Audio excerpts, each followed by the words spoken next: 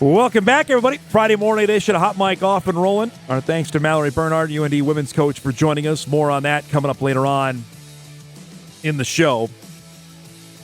It is a football Friday. We can't get away from that. And we introduced you to one of the rising standouts in North Dakota high school football earlier this week. It's almost like equal time politically. If we talk about Central Cass, then we have to talk about Kindred, which is our next guest. That's where he's from. Class of 2027. Yes, don't get freaked out by that, because the recruiting has already begun for our next guest, who picked up a couple of offers from each of the in-state schools over the last week and a half, on top of a Big 12 offer he's already got sitting in his back pocket. As we introduce Kindred's Luke Starcevic to us here on the show this morning. Make sure I get the height and weight here correct here, so you can correct me if I'm wrong. It's 6'5". What's the weight at right now? Around 245, 250. It's great to see you. Thanks for making time for us. I mentioned the last 7-10 days. How much has life blown up for you?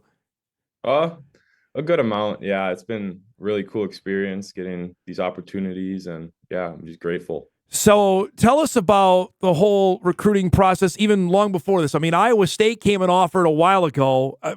How much of I don't know if wake-up call, but how much did that just change everything to say, okay, there's a Power 4 school interested in me playing college football? Yeah, it was pretty crazy. You know, I didn't even know they were coming to our school, really. And then later that day, Coach Berga had told me that they were going to offer me, and I mean, it was just crazy. What was your reaction when they did that? Yeah, what was the reaction?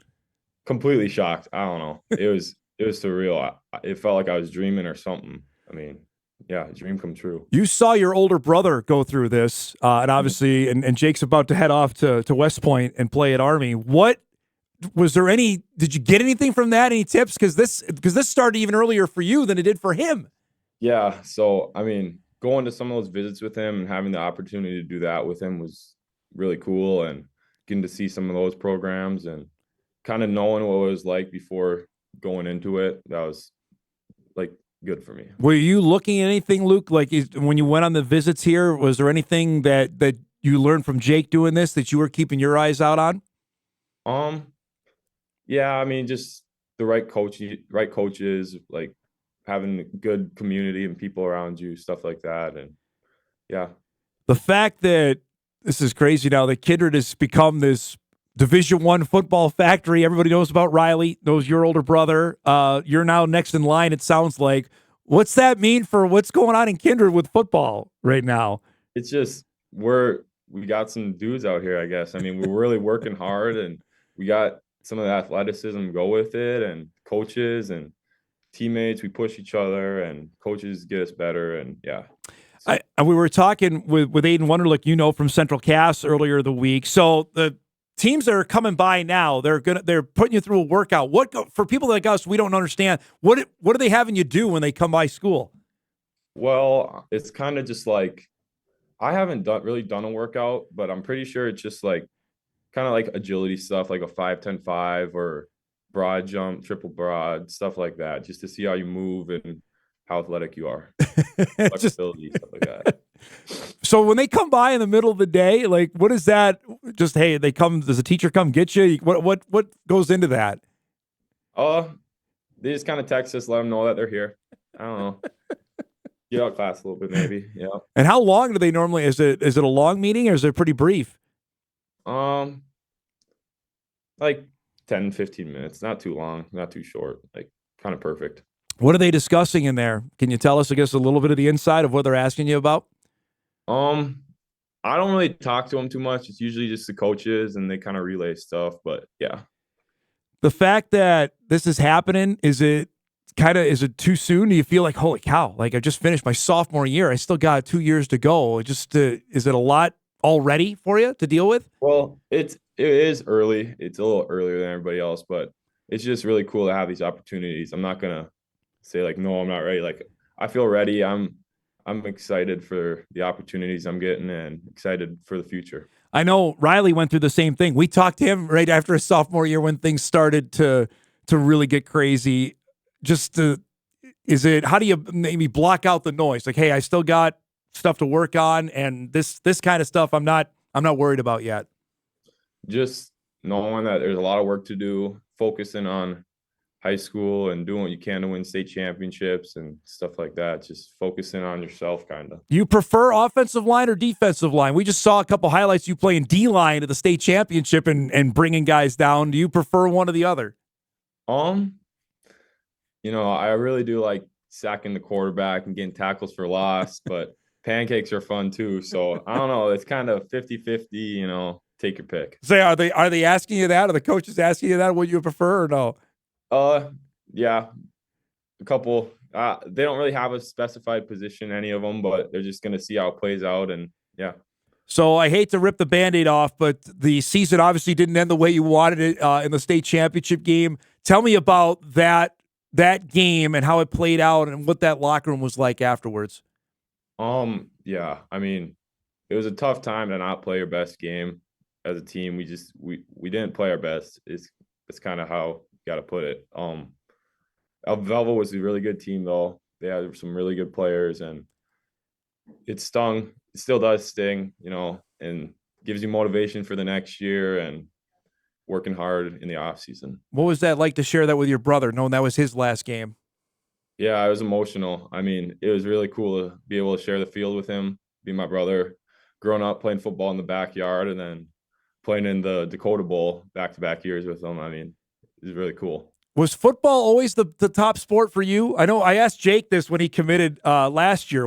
Is football always, because I know you do everything, and I want to talk to you about that in a minute, but has football always been number one?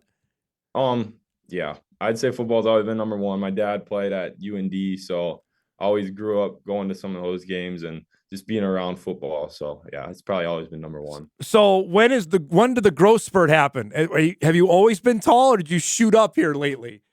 Yeah, I've always been pretty tall, but I mean, I would say in 8th grade, I was like 5'11", like 6 foot kind of. Yeah. And then going into my freshman year is kind of when I shot up and hit puberty a little bit. And yeah, got taller, got bigger. Off of that, earlier this year, I believe you had your first dunk at a game. Can you give us the lowdown on that? What was that emotion like?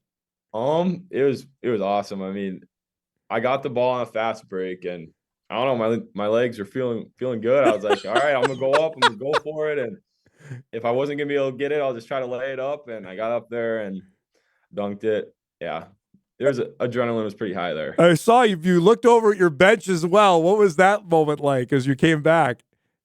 I don't know, just yelling, excited. Hopefully everybody else was excited. How much have you felt, Luke, that basketball helps with football and vice versa? How much does football help with hoops?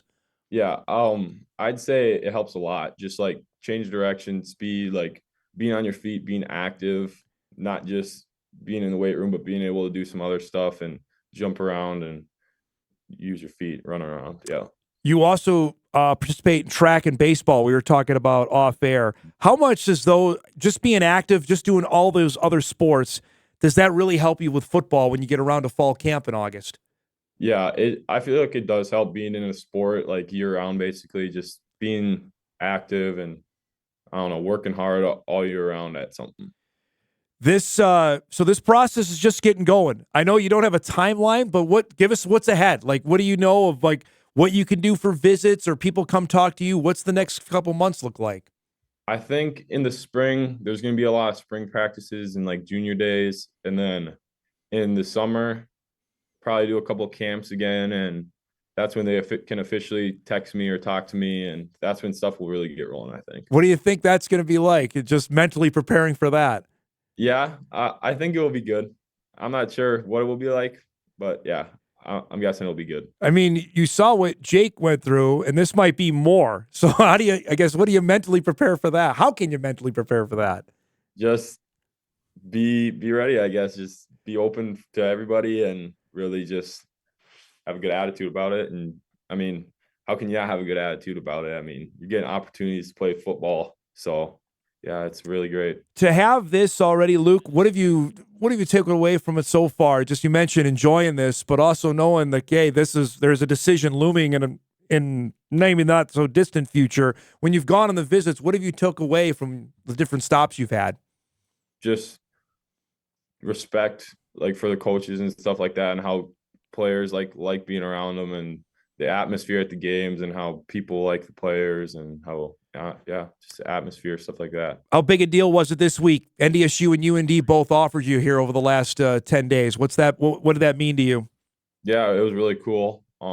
Getting the in-state to come in and talk to coach and give me an opportunity is really cool. What was the conversation like with both of them? They're pretty good. I mean, I had to call them with the rules and everything, so I called them, and they had nothing but good things to say, and got those opportunities. So that was really cool. So, you mentioned you're the heart of basketball season. You play baseball as well. Is there a time you just relax and be a 16-year-old kid? Can you do that or no? Yeah, I try to do it in the summer, hang out with friends and stuff like that. And I guess there's like a 1 or 2 week layoff in between each sport, so I get that too. But yeah. Say with football, you mentioned it before I let you go here. I know you got to get back to class, and I really appreciate you giving us a few minutes here today. How long did it? You mentioned it still stings, the game, the Velvet game. How long did it take to process it? Are you still dealing with it now? I mean, yeah, you just gotta eventually just flush it and keep working hard and get going to the next thing. But it's always there. It's always lingering. You're always thinking about what could have been, what you could have had, and it pushes you to get better. It's great to see you, bud. I really appreciate the time. Thanks so much for doing this. Get back to class and all. Stay well, stay healthy. Good luck the basketball season. We'll talk during the summer, okay?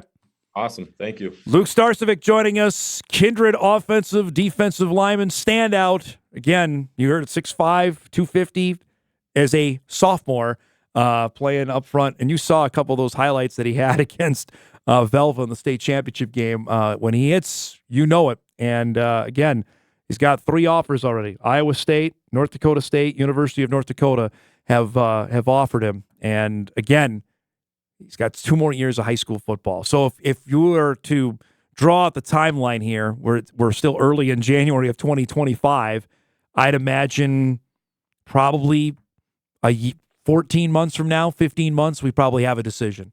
So it's just, if you thought when we talked to Riley Sunram, and I'll never forget that, Sunram got offered, that was, I want to say, March of 22, maybe April of 22, maybe even later than that, when the Bison offered him, and then Minnesota came in, and we all know what happened, 30-some-odd offers, and Riley had just finished his sophomore year at Kindred, and then the rest is history now as he just wrapped up his redshirt freshman season at the University of Minnesota.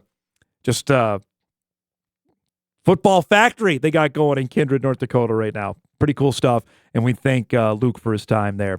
We'll break. We come back. We got a couple emails to get to. We'll wrap up our first hour. Brett Hintz coming along, Horace girls basketball coach in our second hour. And don't forget, we got our NFL picks as well. Back on Hot Mike on a Football Friday after this.